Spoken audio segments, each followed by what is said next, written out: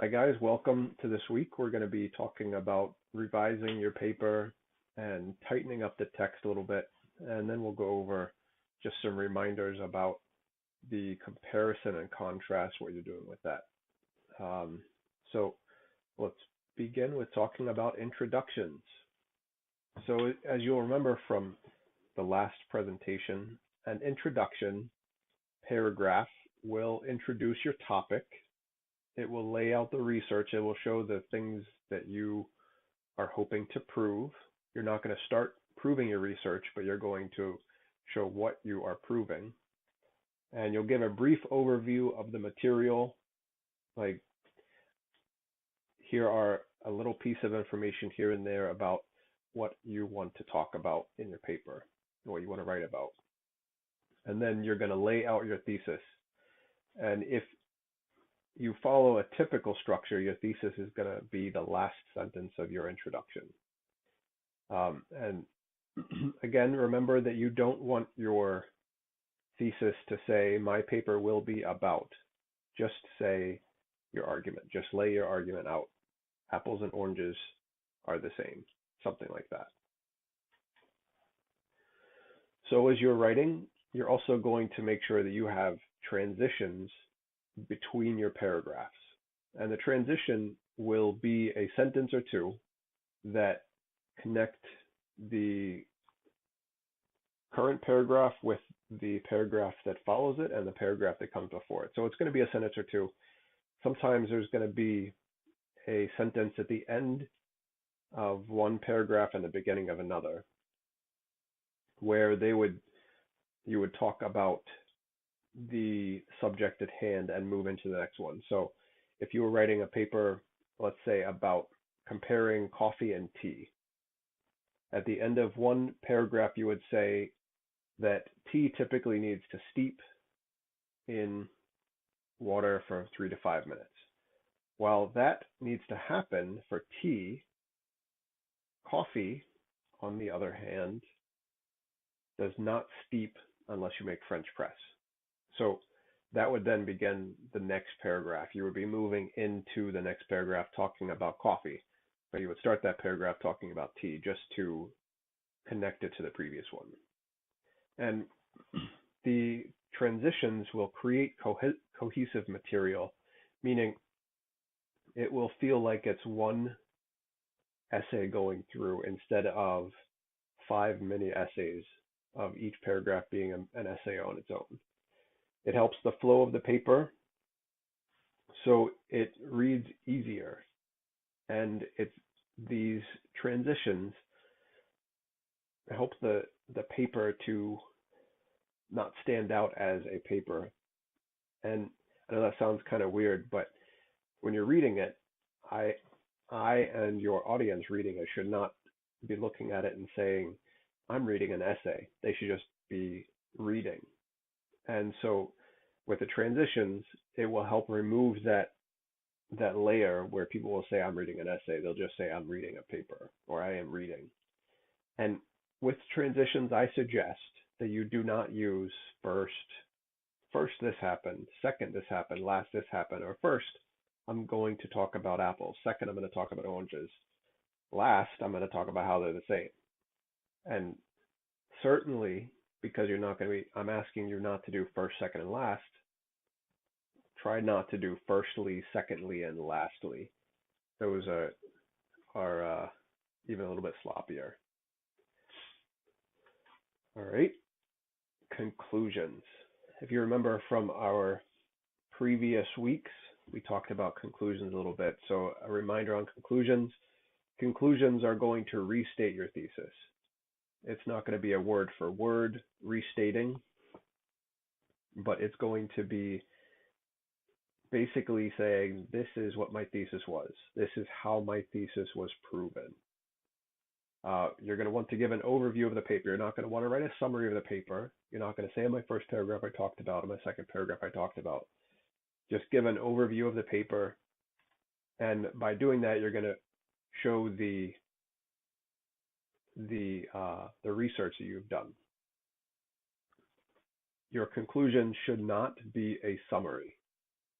It's not a place where you summarize all of your paper. It's not a place where I would go and only read the conclusion of your paper to get a quick taste of what your whole paper is about.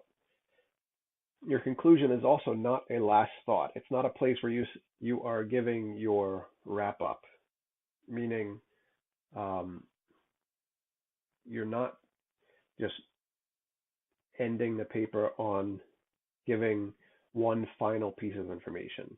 And because you're not giving one final piece of information in your conclusion, you're also not adding new information. So in your conclusion, you should not have any new information, no new research, no new quotes, no new ideas.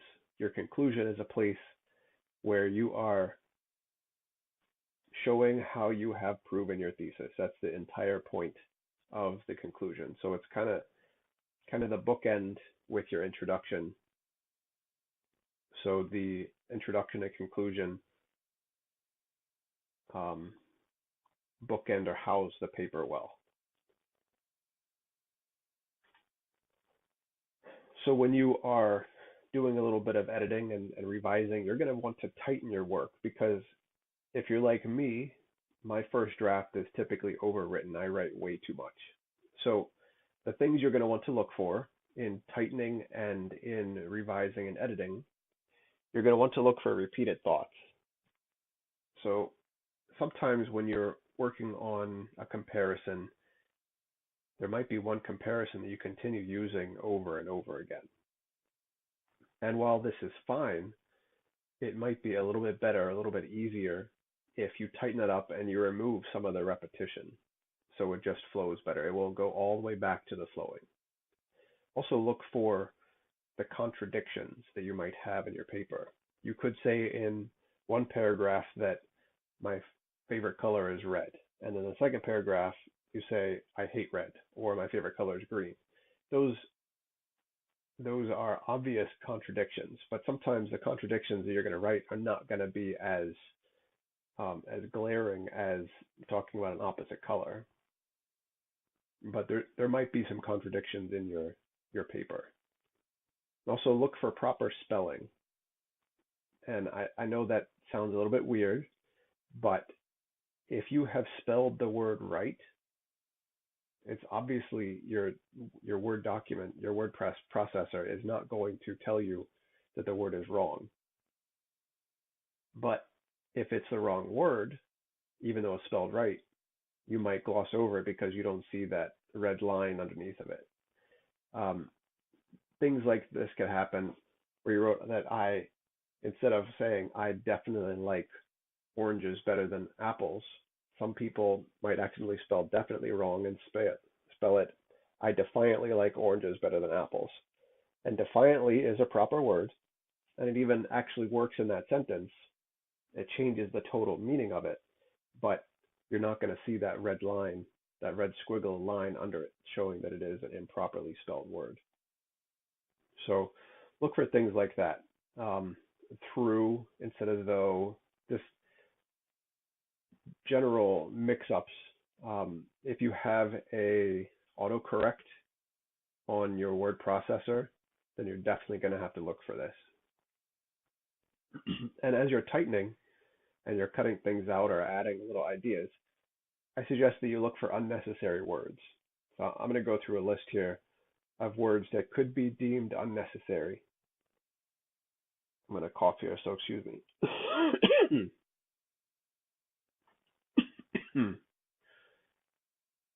Unnecessary words like the word you. As you are writing in essay format, you should not use second person at all.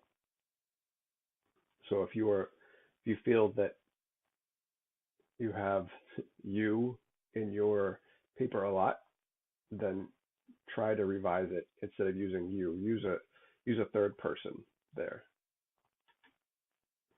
You also don't want to use first person. So stay away from using I phrases. I like this, I do this, I don't do that. Stay away from I phrases completely. On the same vein, you want to stay away from we phrases.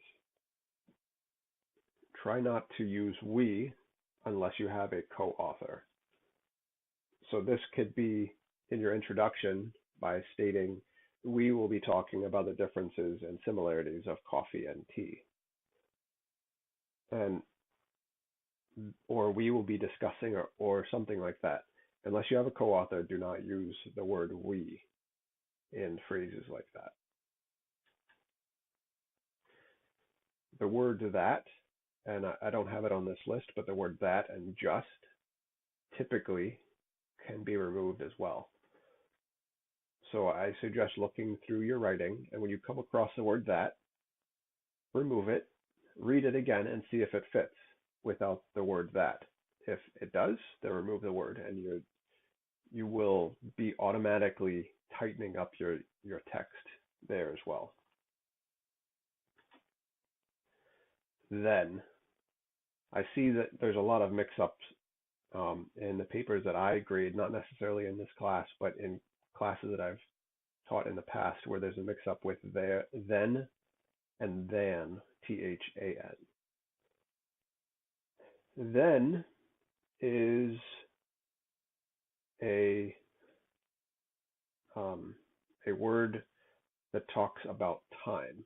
Than, T-H-A-N, talks about comparisons. So if you're going to see the word then, typically in some of your some of the writing, it's going to be unnecessary. So just take a look for that. This is something that I've seen. That's why I'm pointing it out. This one is probably something that you have not seen before, and you've been using this word forever. Towards. Towards is a word. It is proper spelling, but it's one of those weird words that is spelled differently in the United States as it is in Britain. So the word for the English spelling is T-O-W-A-R-D. There is no S. So I suggest you go through your paper, look for the word towards, and remove it, or remove the S at least. So as you're writing, toward is the American spelling, just like forward instead of forwards with the S. And those are the two big ones, towards and forwards, and backwards also, but remove the S on that. You're going to want to cut out slang. Don't use any text speak. Don't use LOL, laugh out loud, none of that stuff. Make sure that you're writing an academic voice. One of the major slangs that I see a lot is the word kids. You're going to see this everywhere. Kids technically means children. That everybody usually understands kids as children, but it is slang as children. The real meaning of the word kid, and I'm sure you've heard this, is a young goat. So unless you're talking about young goats, keep the word kids out of your academic writing.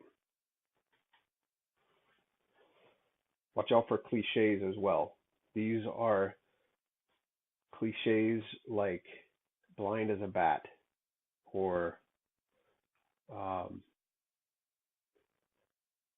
dumb as a box of rocks, something like that. So keep these types of phrases out of your writing, because cliches, they are regional, and sometimes the clarity will be missed because of the regional cliche. So try to keep those out of there. And just any cliches in general can become can be unclear. And it's also weak writing, because you're not using your brain and your writing abilities to your full potential. And connected to cliches are colloquialisms. These are things that you say in your family or in your neighborhood. Something that I heard for the first time ever was the phrase, if the creek don't rise, meaning if circumstances don't change, or if circumstances don't go into a negative outcome, then this positive thing will happen, or this will happen. So if the creek don't rise, I will go to school today. If the creek don't rise, then we'll be able to buy a new house. Or it can be just used as a statement. Hey, you're going to come to the party tonight, and somebody can respond with it. If the creek don't rise, I I honestly don't know all of the uses for if the creek don't rise, but it's a colloquialism. It's something that is stated in my area. So I would suggest if it's something you grew up with and it was something your friend said or your parents said to you, your grandparents said to you, and it's not a typical sentence, then the colloquialism should be removed. It is going to be unclear in your writing. You should also look out for passive voice in your writing where um, the action is being done to a person instead of by a person. So the light shown on him or the light shown on the desk is active. The desk had light shining on it is passive. All right. Last. That was a bad transition if you were paying attention. So a reminder about comparison and contrast. I wanted you to make sure that you were looking for significant differences, not just the basic differences. You want to look for significant similarities, not things that are going to be surface, not superficial. Look for the significant differences and similarities you have to dig for, things that not everybody's going to see. And because of that, you looking for the significant ones. Don't try to write the easy ones. If you're talking as everybody that talks about comparison and contrast, talking about apples and oranges, if you're talking about that, one of the easy ones is apples have soft skin, oranges have a rough skin, and that's it. If that for that comparison, that's way too easy to write about, and because of that, it's harder to write in a large volume because there's not a lot. You'll find that you're repeating, you're digging, and that's just not really good writing. When you're trying to dig for a subject, you're going to find yourself rambling in your writing. So it'll be harder to write if you're not finding significant differences and similarities. If you're just going for the easy way out, the length, at least a quality length of paper, is going to be not very good. And as I stated before, try to keep to a comparison or a contrast in per paragraph.